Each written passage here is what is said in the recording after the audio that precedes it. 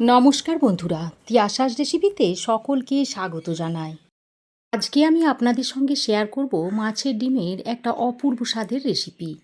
এই রেসিপিটা যদি আপনারা একবার বানান, গরম ভাতের সঙ্গে আর কিছু দরকার পড়বে না। স্বাদে গন্ধে অতুলনীয় এই মাছের ডিমের রেসিপি। মাছের ডিমের রেসিপি অনেকেই খেতে চান না, কারণ মাছের ডিমে একটা আঁশটে গন্ধ থাকে।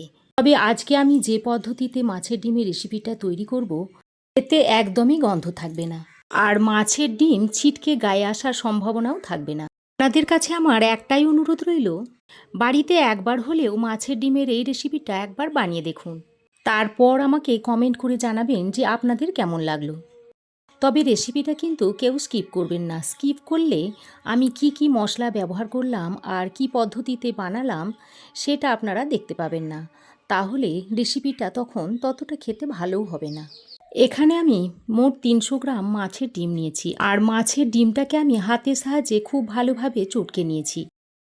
এবার আমি এর মধ্যে দিয়ে দিচ্ছি স্বাদ মতো নুন, দিয়ে দিচ্ছি অল্প একটু হলুদ গুঁড়ো, সামান্য একটু দিয়ে দিচ্ছি ধনে গুঁড়ো, অল্প দিয়ে দিচ্ছি জিরে গুঁড়ো, সামান্য একটু কাশ্মীরি লঙ্কার গুঁড়ো দিয়ে দিচ্ছি, আর অল্প একটু গরম মশলার গুঁড়ো দিয়ে দিচ্ছি।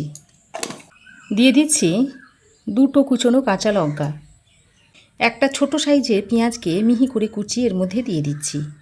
তবে খুব বেশি পেঁয়াজ এখানে ব্যবহার করব না, খুব বেশি পেঁয়াজ দিলে ডিমের বড়াটা ভেঙে দিতে পারে।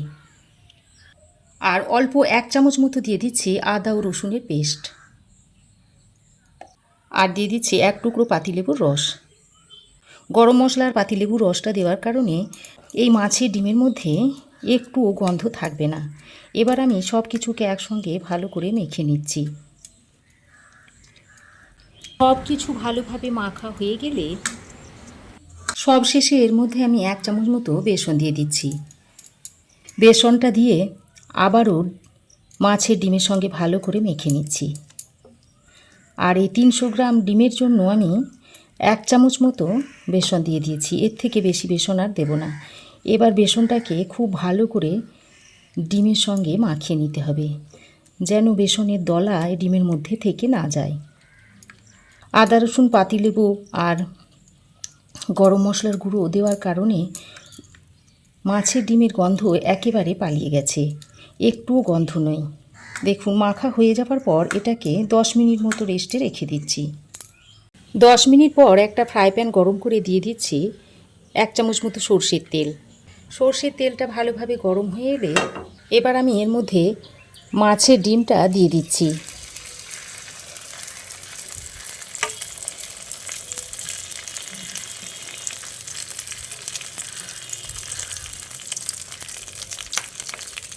তারপর হাতের সাহায্যে এইভাবে একটু ছড়িয়ে দিচ্ছি। তবে খুব বেশি পাতলা করেও দেব না, আবার খুব বেশি মোটা করেও দেব না। খুব বেশি মোটা করে দিলে ভিতর পর্যন্ত ভালোভাবে রান্না হবে না। মাছের ডিমটা দেওয়া হয়ে গেলে এবার আমি একটা ঢাকনা লাগিয়ে মাছের ডিমটাকে রান্না করে নিচ্ছি।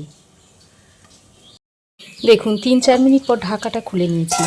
এরপর দেখুন মাছের ডিমটা অনেকটাই শক্ত হয়ে এসেছে।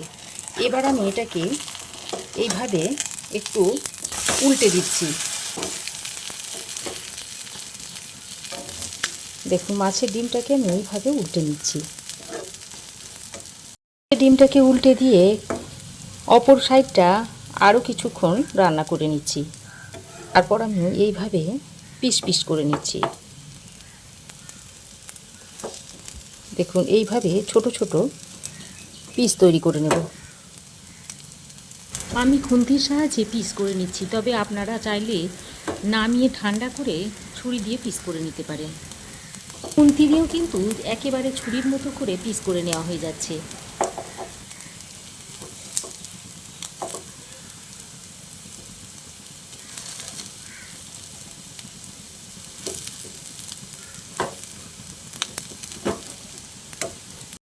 উল্টে দেওয়ার পর অপর সাইডটা আরও 2-3 মিনিট মতো রান্না করে নিয়েছি।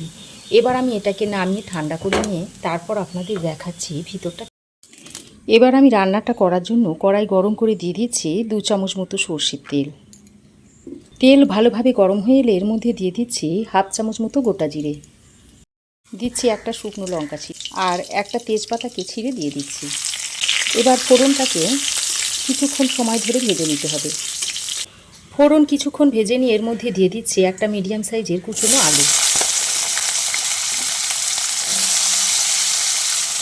এবার আলুগুলো দিয়ে তেলের সঙ্গে ভালো করে নেড়ে চেড়ে নিয়ে লালচে করে ভেজে নিতে হবে। আলুটাকে বেশ কিছুক্ষণ ভেজে নেওয়ার পর এর মধ্যে দিয়ে দিচ্ছি একটা মিডিয়াম সাইজের কুচনো পেঁয়াজ। পেঁয়াজটা দিয়ে আলুর সঙ্গে আরও কিছুক্ষণ ভেজে নেব। দেখুন আলুর সঙ্গে পেঁয়াজটাকে আরও কিছুক্ষণ ভেজে নিয়েছি। আলু ও পেঁয়াজের মধ্যে দেখুন এরকম হালকা বাদামি কালার এসে গেছে। এবার এই পর্যায়ে আমি দিয়ে দিচ্ছি একটা কুচনো টমেটো। এর মধ্যে দিয়ে দিচ্ছি ছোটো চামচের 1 চামচ মতো আদা ও রসুনের পেস্ট। তারপর দিয়ে দিচ্ছি স্বাদ মতো নুন। এবার আমি এর মধ্যে একে একে গুঁড়ো মশলাগুলো দিয়ে দিচ্ছি সামান্য পরিমাণে হলুদ গুঁড়ো, সামান্য দিয়ে দিচ্ছি ধনের গুঁড়ো, সামান্য পরিমাণে দিয়ে দিচ্ছি জিরের গুঁড়ো, সামান্য পরিমাণে দিয়ে দিচ্ছি ঝাল লঙ্কার গুঁড়ো, আর কালারের জন্য দিয়ে দিচ্ছি 1/2 চামচ মতো কাশ্মীরি লঙ্কার গুঁড়ো। যাতে পুড়ে না যায় সেজন্য সামান্য পরিমাণে জল দিয়ে সব কিছুকে একসঙ্গে ভালো করে নেড়ে চেড়ে মিশিয়ে নিচ্ছি। তারপর খুব ভালোভাবে কষিয়ে নিতে হবে। সব কিছুকে ভালোভাবে নেড়ে চেড়ে মিশিয়ে নিয়ে এবার আমি একটা ঢাকনা লাগিয়ে বেশ কিছুক্ষণ সময় ধরে ঢাকা দিয়ে কষিয়ে নেব। এবার আমি ঢাকাটা খুলে আবারও ভালো করে নেড়ে চেড়ে মিশিয়ে নিচ্ছি। এইভাবে আমি 2-3 বার অল্প অল্প জল দেব আর ঢাকা দিয়ে বেশ কিছুক্ষণ কষিয়ে নেব। আবারও ঢাকা দিয়ে দিচ্ছি। এর ফলে আলুটা ভালোভাবে সেদ্ধ হয়ে যাবে আর আলুর মধ্যে মশলাটাও খুব ভালোভাবে ঢুকে যাবে। আবারও ঢাকাটা খুলে সব কিছুকে একবার ভালো করে নেড়ে চেড়ে মিশিয়ে নিচ্ছি। আর টমেটোটা দেখুন ভালোই নরম হয়ে গেছে আর আলু মোটামুটি সেদ্ধ হয়ে এসেছে।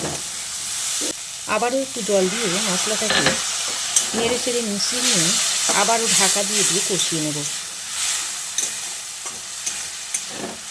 এইভাবে প্রায় 2-3 বার মশলাটাকে ভালোভাবে কষিয়ে নিতে হবে। দেখুন প্রায় 3-4 মিনিট সময় ধরে ঢাকা দিয়ে আমি আলুটাকে মশলার সঙ্গে ভালোভাবে কষিয়ে নিচ্ছি। আর আলু দেখুন মোটামুটি সেদ্ধ হয়ে গেছে। এবারে আমি এর মধ্যে পরিমাণ মতো জল দিয়ে দিচ্ছি। জলটা দিয়ে আলুর সঙ্গে ভালো করে নেড়ে চেড়ে মিশিয়ে নিচ্ছি। তারপর এটা ফুটে আসা পর্যন্ত অপেক্ষা করতে হবে। দেখুন ঝোল খুব ভালোভাবে ফুটে উঠেছে। আরও একবার ভালো করে নেড়ে চেড়ে মিশিয়ে নিয়ে ঢাকা দিয়ে আরও 4-5 মিনিট মতো রান্না করে নিচ্ছি। এর ফলে আলুটা খুব ভালোভাবে সেদ্ধ হয়ে যাবে। দেখুন বন্ধুরা ঢাকা দিয়ে 4-5 মিনিট মতো আমি রান্না করে নিয়েছি। আর আলু দেখুন ভালোভাবে সেদ্ধ হয়ে গেছে।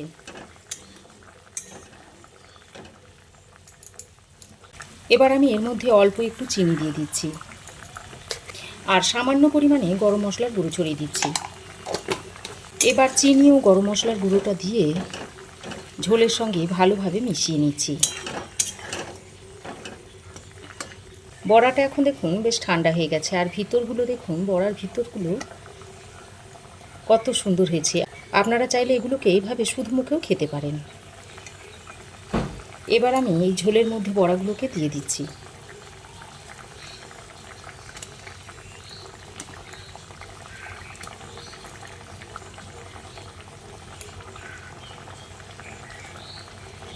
তারপর বড়াগুলো দিয়ে ভালো করে ঝোলের সঙ্গে নেড়ে চেড়ে মিশিয়ে দিতে হবে।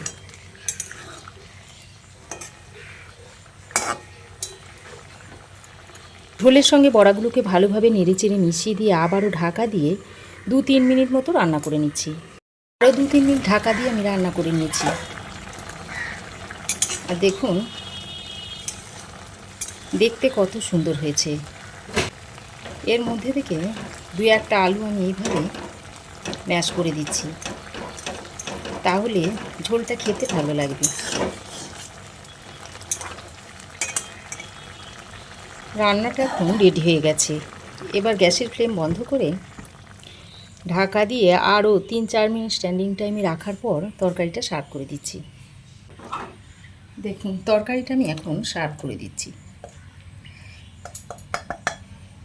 বন্ধুরা, আবারও আমি আপনাদের কাছে অনুরোধ করছি যে এইভাবে একবার মাছের ডিমের রেসিপিটা তৈরি করে দেখবেন, তারপর কেমন হয়েছে কমেন্ট করে জানাবেন।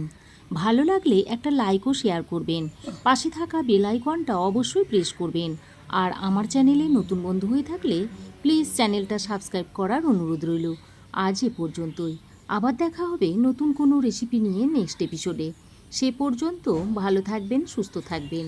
ধন্যবাদ।